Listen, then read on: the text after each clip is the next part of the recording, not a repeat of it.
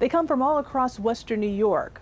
They're on the same journey, but they have different roles here at the White House. As we watched the president leave the White House for a trip, inside we met up with Western New York natives. It is a huge honor. My first day, even in the White House, was my first day of work in the White House. I pinch myself all the time when I walk through these doors. All call it a privilege to work at 1600 Pennsylvania Avenue. The Western New York presence, strong. There's a lot of Buffalo connections in law enforcement and in military. But many behind-the-scenes jobs are key to what you may see and hear from the president. Welcome to the West Wing. In the West Wing, you'll find Liz and Desiree. They sit not far from the Oval Office, and it's quite evident the president spends time here. So in my office, Buffalo's always with me. It reminds me of how Buffalo's home.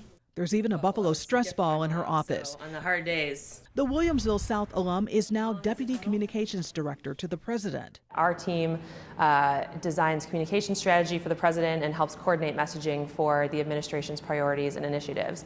And my time is spent mostly on the president's time, his events, his travel, his interviews. She's traveled to Iraq and Afghanistan. I traveled with the president to Vietnam and Japan and was with him when he was the first president to visit Hiroshima. She's also worked closely with the vice president. 28-year-old Desiree Barnes, advisor and special assistant to the White House press secretary, has to make sure he's prepared. My morning starts at 6:30, and at 7 I'm looking at clips from my phone in my house. The Amherst High grad does not consider her job powerful, but a privilege. She's bent on honesty, transparency, and accessibility. Before taking on this role, she was more with the First Family. Everywhere from if the girls had a dance recital or if they were going on date night to golf. Desiree interacts with the president in the office, but one trip stands out. The president came to Buffalo and he met my family. Her now deceased grandparents were proud because they were educated when schools were not integrated.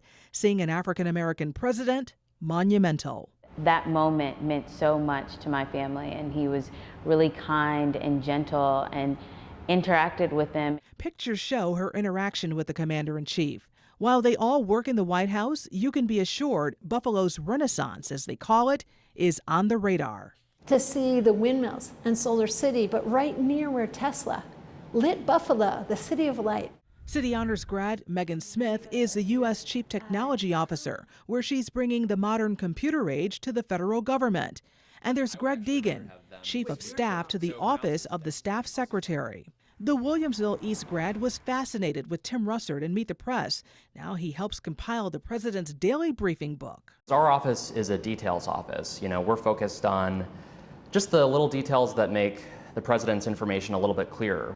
A skill he learned at home. The values that I learned working at Grover Cleveland Press when I was growing up. And this picture tells part of his story and why he's proud to be here. I just never anticipated the difference that would be made in my life and the lives of people like me. While at the White House, we got an inside peek of the briefing room and even the First Family's dogs. All of these locals know their days in the White House end with the current administration. No one would talk about the next president, and their answers about their future was politely composed. We have the baton right now. We're running as fast as we can on our leg, and we're going to hand it off well. It's okay to take a risk for something you believe in, and I look forward to figuring out how I can do that again. I'm forever appreciative, and wherever I go, I can hope that I carry Buffalo and the White House and all of the lessons that I've learned with me. But we couldn't get away from the White House without hearing about our sports teams. There's a lot of Buffalo pride in this White House, of the Buffalo and of the Bills. We're very much defending the Bills whenever we can. There's always next year. They are the faces of Western New York in the White House, strong, ambitious, resilient. What's it like being 28 years old from Buffalo and now working in the White House? Well, I think, I never really thought about seeing myself. I never saw myself here. Never really saw myself in politics. Still don't consider myself too political. But every single day is completely different than the last. Everything that comes across our desk is something that directly affects the American people, and that you may have a large or a small impact on, but you impact. And because I'm in the Office of Communications, a lot of it is providing the president with a voice. And it's funny because I didn't necessarily see or hear my voice or my narrative in politics. And so I'm incredibly grateful for this opportunity and experience, but it is pretty surreal. I went back to Buffalo recently, and I'm incredibly grateful for the time that I had there, but I pinch myself all the time when I walk through these doors, because regardless of who built it, and who served in this office, I feel like my narrative, my story is a part of a greater story that's here, and I feel like this is really the people's house and a place for everyone. So let's talk about a little bit about what you do. Yeah. Give us your title. So I am the Special Assistant and Advisor to the Press Secretary. I make sure that the Press Secretary, who is Josh Earnest, our spokesperson, he is prepared every single day. He has the information that he needs to have, whether that's even going down to the Situation Room and finding out what's going on in the rest of the world, but also what's going on here in the States, and whether that be healthcare, whether it be Iran, whether it be the Olympics, or whether it be Zika or the Supreme Court.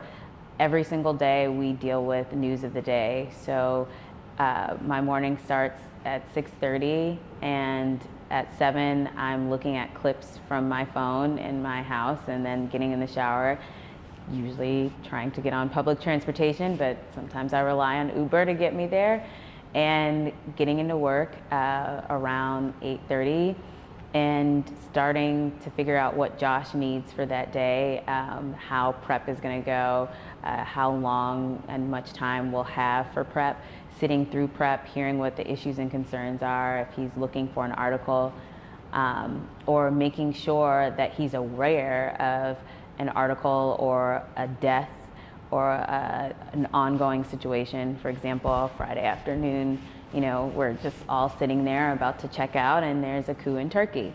So we pretty much deal with any and everything. And after the briefing, making sure that reporters' questions are answered, that if there are access issues, if the president has any public events or interviews, traveling with the president and the press secretary and assisting them when they interact with reporters.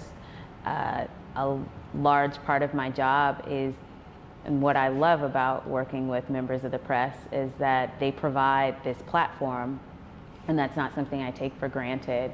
And with Josh, it's making sure that they feel like they have access to Josh, their questions are being answered, because even though we travel a lot, we don't always get to sit down with a group of just American folk every day who are telling us what their concerns for the day are. And usually members of the press can best gauge that, because they're hearing from viewers, they're hearing from people on Twitter and on blogs and Instagram, and what is really driving the news of the day. So you're behind the scenes, but that behind the scenes is powerful.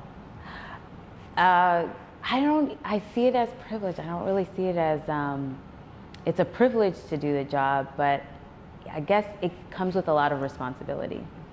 I don't really see us as, holding so much power as more than a lot of responsibility to be honest, to be transparent, to be accessible, which is huge. And I think that trickles down from the president to Josh, my boss, and down to all of the staffers, holding ourselves accountable, fixing mistakes, correcting the course, even if it wasn't our mess to clean up, because this office comes with a lot of responsibility. And what's been your interaction with President Obama? For a number of years, I feel like since I was 19 now to being 28, it's grown and it is evolved, but really my interactions with him depend on the day, depends on the type of travel, where we're going, what we're doing.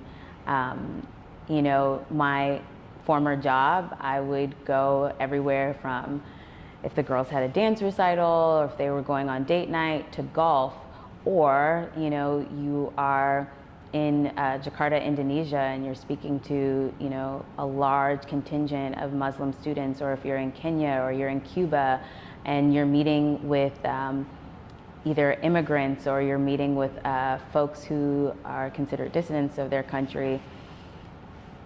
Being at Selma, you know, and traveling all over. So my interactions with him range on a day-to-day or depending on what is going on in the day.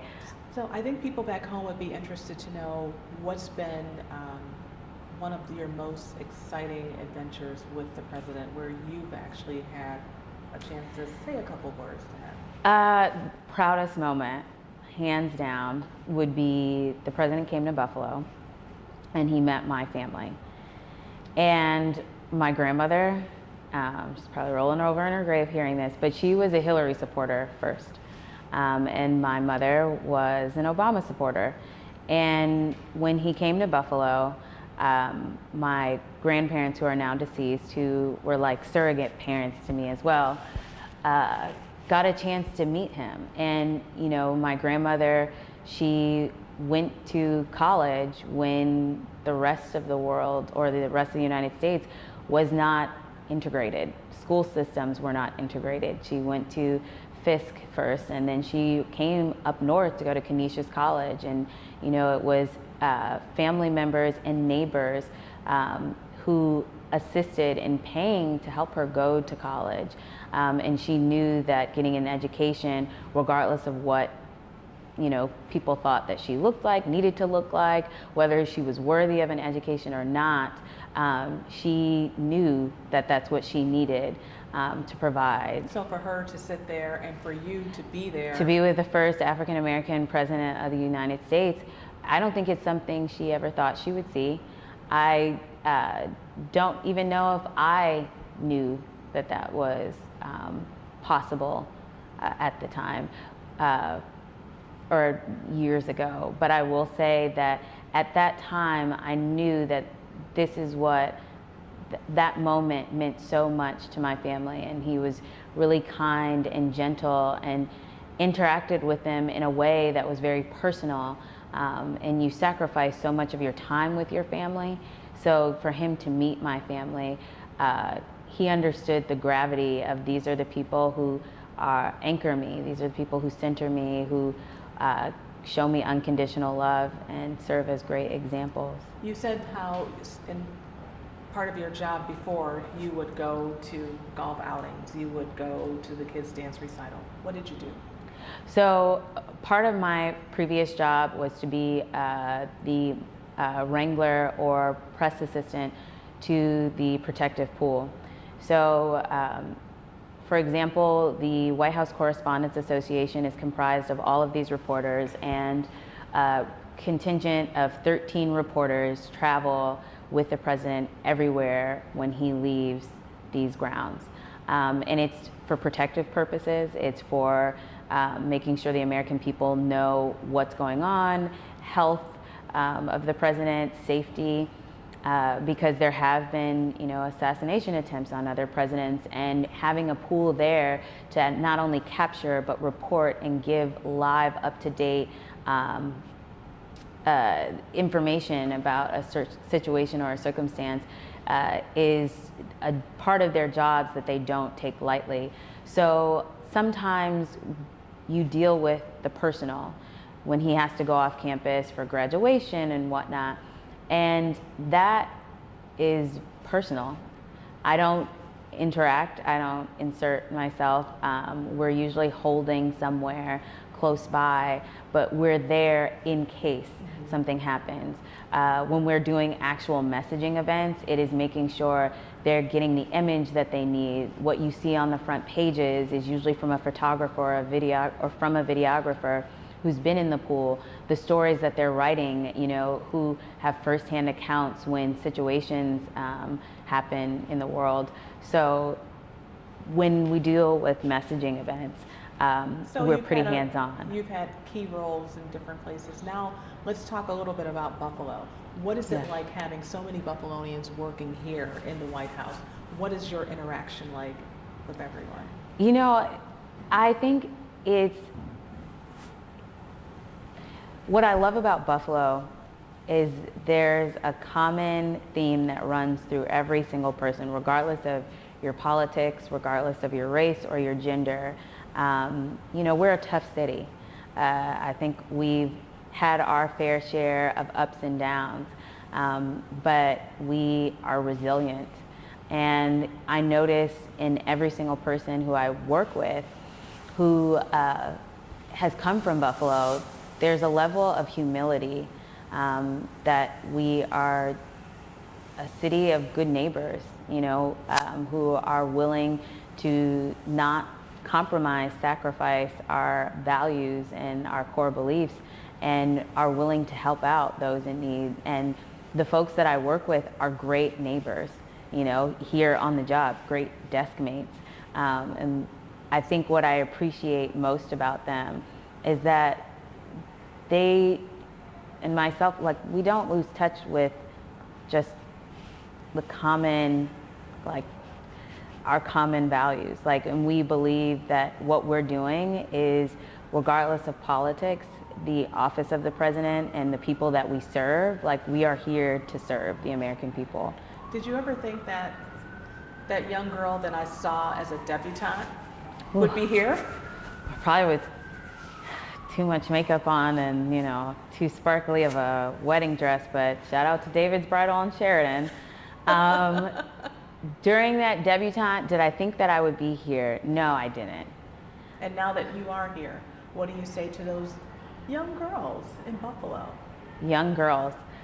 I would say it's really hard to get the confidence if you don't see people who look like you or who come from what you come from, to actually know that you are capable of doing something more and greater, whether that's going back to school to even get your GED, or applying for a job that is out of your hometown, you know, is very scary and it's very hard. But you have to push yourself, and you have to know that even if you don't see or have the support that you would like, just really that toughness and that compassion and that empathy that Buffalo teaches you, just take with you on to whatever is next and be open. That's the largest thing, is to just, for me, I would never have this opportunity if I wasn't open to getting out of my comfort zone. It was not easy by any means, but you did it. Yeah. Two final questions. Have you ever had a conversation with the president about Buffalo, besides when he came, or the first lady, because you've worked with her too? When he came to Buffalo, that is probably my most vivid conversation about Buffalo. But, you know, if people make jokes about, you know, lack of endurance or, you know, wanting to give up and perseverance, you know, I always, whether it's, you know, someone who is a principal around here, like the president, the first lady, or the vice president, I always remind people that I work with and reporters that, hey, I'm from Buffalo. You know, we can go to the Super Bowl several times, but you know how hard it is to get the courage and to have the level of skill to come back the next year. And even if you don't win, I think that the best part about people in Buffalo is we just don't stop. We're very loyal people. In your office, not far from your office and not far from your desk, you all look at different articles. Why do you make sure that the Buffalo News or Buffalo articles or news about Buffalo is there? Is that something the president sees? So if the president comes down to make a statement out of the briefing room, the wall of front pages is something he definitely is able to see and is visible to him. I think, one, that paper got up there because of Bill Burton, who used to work in our press office, who is from Buffalo, whose mother was an educator and worked with my grandmother, who was a Buffalo public school teacher. And seeing that front page every day, I think the demographic that is in Buffalo, I think that the people in Buffalo who've been affected by either the economy, the auto bailout, which is huge, and just overall a revival of the city, I think that narrative is reflective of the greater American narrative, and it is important to have up there because everything that makes it to the cover of the New York Times, someone in Buffalo, New York may not necessarily feel like this event in another country is directly affecting how I'm able to provide and feed my children. But having that paper up there is just a reminder and just another opportunity for us to hear the voices that exist all over and that are looking for answers or assistance. Where do you go when he leaves office? Where do I go? Well, I know where I go in the next hour. I know where I will go tonight. And I know where I'll report to work tomorrow. And there's so much work left here. There are so many issues that need to be addressed, that need to be resolved. So many more accomplishments we have left. So I don't really put my mind on too far ahead of me. And you know, God has a very funny way of whenever I make plans, changing them, because this was not in my plan. And I'm happy that I was open and left room for that spontaneity. So in January, I know that wherever I go will not be anything like what I experienced here. And I'm okay with that. But I'm forever appreciative, and wherever I go, I can hope that I carry Buffalo and the White House and all of the lessons that I've learned with me. Any fun things with the First Lady and the kids that you've experienced? Well, That you can report? I would say that when I first started, What was your job then? I was an intern under her personal aide. So what we call as a body woman. And the best experience that I have had, well, I wouldn't even say the best. All of them are great. And some of them are tough. But the best moments that I will always remember are moments of laughter, dancing. I mean, a lot of people can say, you know, do you remember where you were when X, Y, and Z happened in popular culture? And I remember being out on the North Lawn when Michael Jackson died, and like all of a sudden the DJ just starts playing, you know, all Michael Jackson songs, and like it just stood in my memory because everyone was there for a picnic for some big event. And how much, you know, these people had an impact on, you know, our lives and the soundtrack. I think that anytime jokes are made, anytime there's laughter or light moments in such a serious place, anytime you're able to see them just as a regular family, and the humility of the people who walk through these doors to serve is pretty incredible, and what I'm extremely appreciative for, because it makes the narrative of the presidency and history so much more accessible. You know, and that was, I had to get out of my own way. I had to see. You had a peek at it. Yeah, you have just have a little peek at it. So, you know, they're real humble folk, and I really appreciate that. And the people that they attract are, it doesn't matter if you are Beyonce, or it doesn't matter if you are Prince Charles. When you walk through these doors, you're welcomed with open arms. And the people who work here, the groundskeepers, you know, they took care of me when I was 19 and 20, and I walked in here, and this was my first job. And they taught me a thing or two, not only about how to take care of myself, but what was important. I'll never forget one of the butlers, Mr. Wilson, who's now retired. he talked to me about his first couple months on the job, and imagined, you know, growing up in the segregated South, and you come to work, and he came to work for President Kennedy at the time, and a few months into his job, President Kennedy was assassinated, and he went upstairs and he helped Mrs. Kennedy pack up his ties, and, you know, and just his belongings and personal effects. And, you know, she gave him some of his ties, and, you know, he still keeps them with him today. And it's not for public consumption, but, you know, just a memory of the people that you serve. So regardless of political party, if these walls could talk, I'm sure they would say some pretty powerful things about the American spirit. But I'm very grateful.